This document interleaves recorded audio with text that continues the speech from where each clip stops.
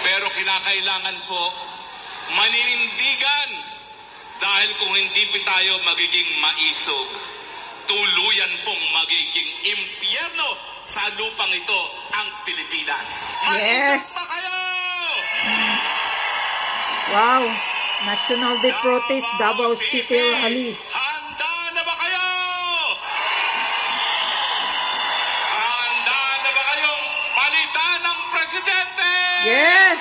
Palitan na, hilain na ang hinayupap na bangag. Handa na ba kayong magkaroon ng katarungan?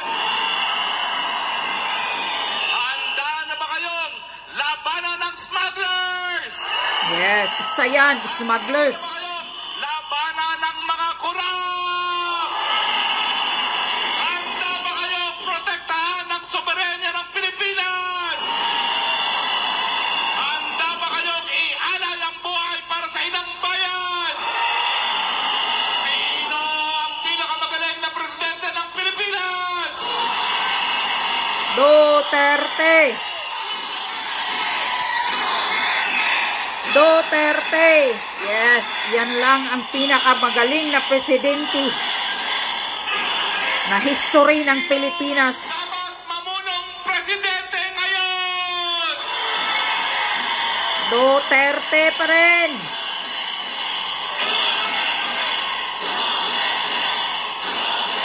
Yan, bangag! Di ka ba nahiya? City at Pilipinas, ano ang sigaw natin para kay Pastor Kibuloy? Hostisya! Yan.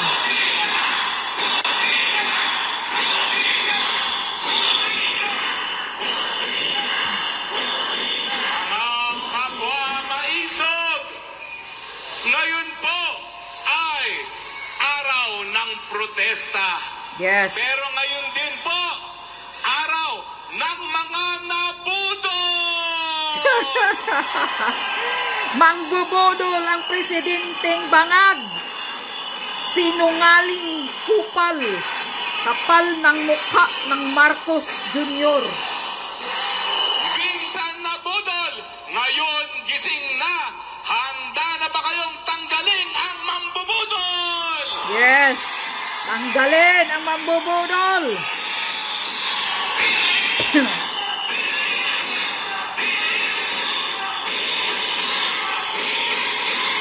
Mga mahal kong Dabawenyo,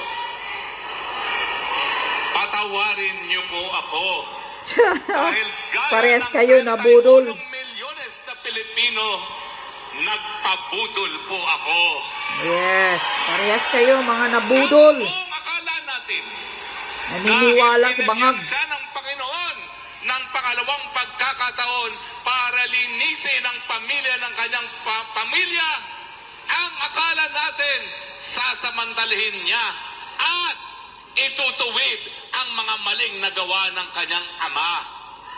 Pero hindi pala po ang nangyari. Inulit ang kasaysayan. Yes. Wala pang isang taon sa pwesto, gaya ng ama na talagang tinabi at binaliwala ang saligang batas. Nais niyang baguhin ang saligang batas para sila matuloy ang pagluluklok sa pwesto na panghabang buhay. Payag ba kayo?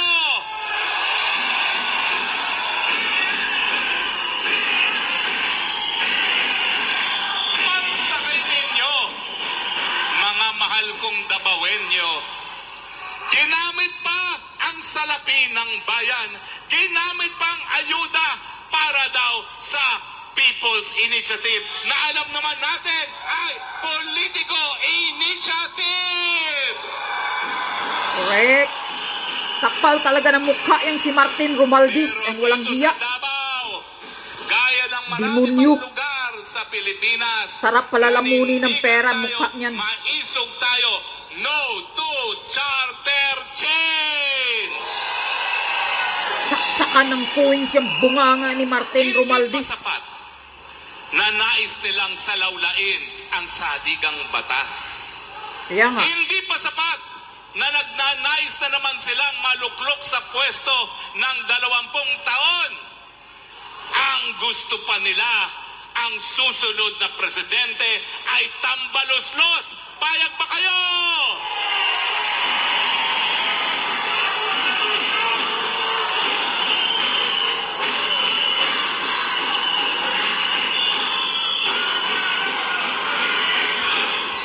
Palalamunin yung pira yung si Tambaluslos. Saksakan ng maraming pira yung bunganga.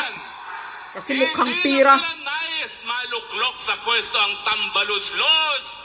Nais pa nilang gurgurin si Inday Sara Duterte. Yes. Talagang Papayag ba tayo na gurgurin si Inday Sara Duterte? butong sa kapangyarihan sa posisyon. Buhay na buhay pa ang pinakamagaling na presidente. Nagpapakalat ang fake news. Wala na raw si Tatay Digong. Papayag pa kayo? Takot lang sila sa mga Duterte. Kaya talagang hindi sila mapakali, kundi nila mapabagsak ang mga Duterte. Ngayon, Tapos nilang salawlain ang ating saligang batas. Anong ginawa? Pinakulong ang kritiko ng gobyerno. Anong ginawa? Sinisiraan kasama na ako dahil kritiko ng gobyerno. Ang akala nila sa paninira nila sa ating mga kritiko, tayo magpapasupil. Well, ang aking sasabihin sa inyo, sirain nyo na ako ng sirain, pero hindi ako magpapasupil dahil ako maiso.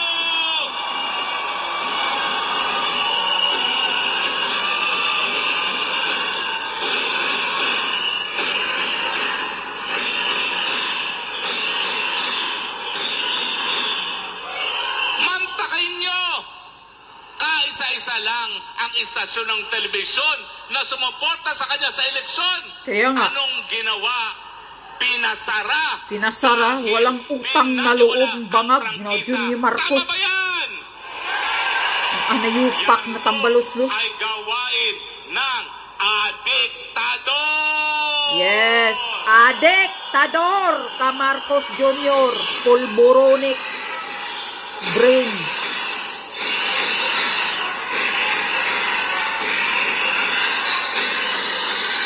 Ngayon, mas lalo mong pinapagalit ang taong bayan, Marcos Jr. Dalawa lang ang pangakong binitawan niya.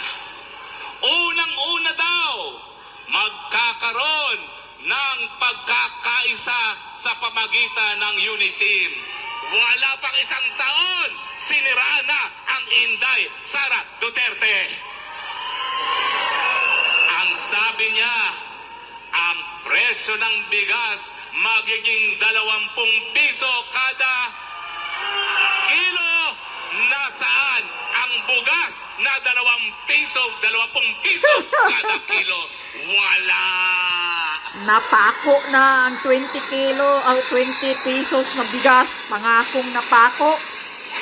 Sinungaling. Yan, nabudol kayo dahil naniniwala kayo sa pangako ng hinayupak. Nasa isipan lang ng isang Adik. bangag. Isang bangag. Naniniwala kayo sa pangako. Wag na wag kayo maniniwala sa mga politikong magaling mangako. Dahil yan ang ano nila, Sabi niya, style. sasalbahin daw niyang ekonomiya at isusulong ang pag-unlad ng bansa. Ano ang nangyari matapos ang 2 taon? Ang pagkagutom pinakamatindi sa administrasyon ng Marcos Jr. Yes. Ang ekonomiya nung panahon ni Tatay Dugong, ang sabi, the darling economy of Asia. Ngayon, ano ang bansag sa ating ekonomiya? The worst underperforming economy in Asia. Oh my God, the worst underperforming economy in Asia. Pinaka-failure, bagsak na bagsak lahat talaga ang record. Hindi pa po yan sapat. Hindi pa sapat na napakataas ang presyo ng bilihin. The Hindi worst pa sapat talagang na Pilipinas kulang sa ang economy. trabaho. Hindi pa sapat na napakababa ng presyo ng sweldo. Kaya nga, ang ginawa pa niya sahod na pakababa. dahil sa kanyang personal na interes, mabawi ang kanyang tagong nakaw na yaman sa Amerika, ibinenta ang bansa natin sa mga Amerikano. Yeah. Yan talaga ang dahilan. At ngayon, kinalagkad tayo sa Sa isang gera. gera na wala tayong interes na ang kalaban ang ating karatig bansa na sa mulat mula tayo po ay magkaibigan. Payag ba kayo?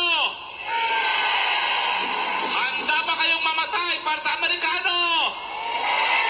Hindi! Yan po ang susunod na issue na aking ilalabas. Tinanong natin siya, totoo ba ang PIDEA leaks na merong ebidensya na nung minsan ay gumamit ka ng pulburon?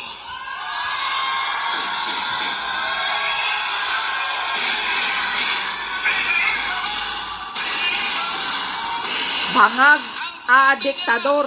Bangag Marcos Jr. Hindi ko Adik. yan bibigyan ng kasagutan because I will not dignify that with a response. Yeah, yan lang ang sagot niya. nadinig ng I will Senado not dignify ang that. ebidensya at tinanong natin sa muli, ikaw ba ay gumamit ng pulburon? Ang sagot, wahahaha. Kaya nga, tinawanan lang yung nagtanong na media. Means yes! Adik Marcos Jr. Ay kasagutan ng taong nasa tamang pag-iisip. Kaya nga, hindi matino ang utak. Yan ba ang tao na nangangalagkad sa atin sa gera? Yan bang desisyon na kaladka rin tayo sa gera? Yan ba ay resulta ng tamang pag-iisip? Hindi. Adik yan. Ano ang ating presidente ngayon? Bangag. Ano siya? Ano siya? At mga taga Davao, Adik. ang tanong ko, papayag ba kayong manatiling presidente ang Bangag? Hindi. Hilain na ang bangag. Marcos Jr. Hilain na ang presidenting bangag. Diktador. Papayag ba kayo na isa pang taon nang namumuno ay Bangag? Hindi. Hilain na. Lumayas ka bangag. Resign Marcos Jr. Hindi na po tayo ngayon nag-iisa. Ang boses natin hindi lang nasa Davao. Ang boses natin nasa Maynila, nasa Cagayan de Oro, nasa Butuan, nasa Bataan, nasa buong Pilipinas, buong bayan, sumisigaw. Tama na! Sobra na! Tama na! Sobra na! Tama na! Sobra na!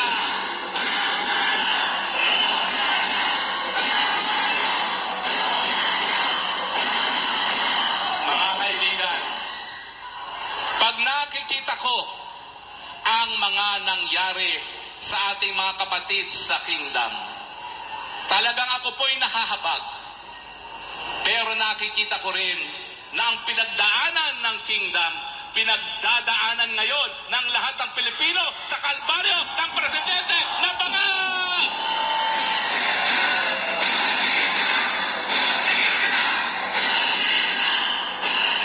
Yes. Kalbaryo ang Pilipinas ngayon. Ika-30 ng Hunyo 2024, pangalawang taon ng panunungkulan ni Marcos Jr. Ang husga ng taong bayang Pilipino, Luzon, Visayas, Mindanao, France, Ireland at iba't iba pang lugar ng mundo, ang sigaw natin ay Resign.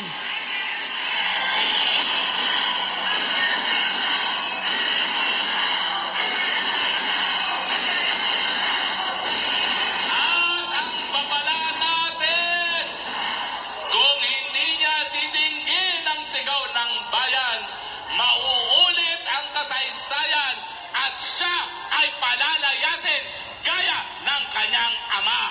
Muli, anong sigaw natin? Lumayas, bangag!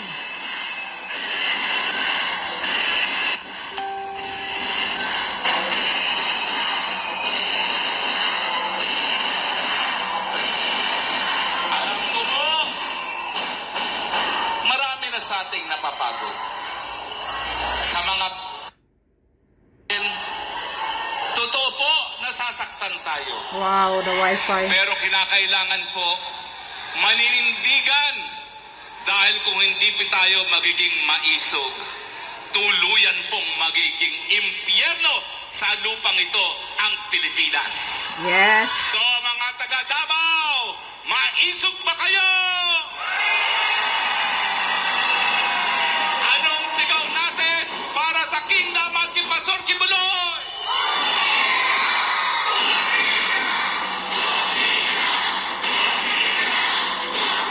Ang panawagan natin ay Bongbong Jr.